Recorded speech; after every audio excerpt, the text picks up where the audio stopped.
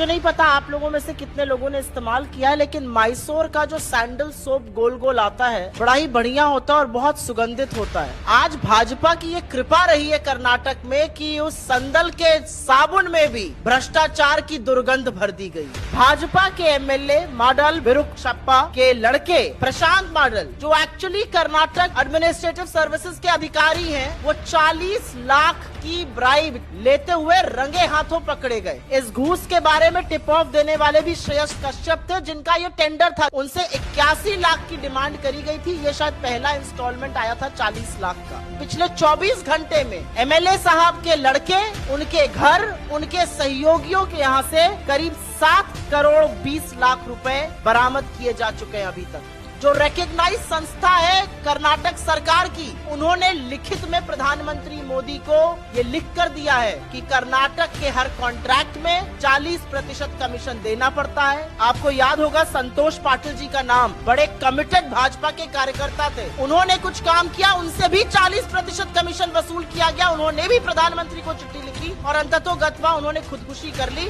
ईश्वरप्पा जो पीडब्ल्यूडी के मंत्री होते थे, उनको आनंद फानन में हटाया गया था। फिर इन्होंने ही क्लीन चिट देकर वापस ईश्वरप्पा जी को मंत्री बना दिया।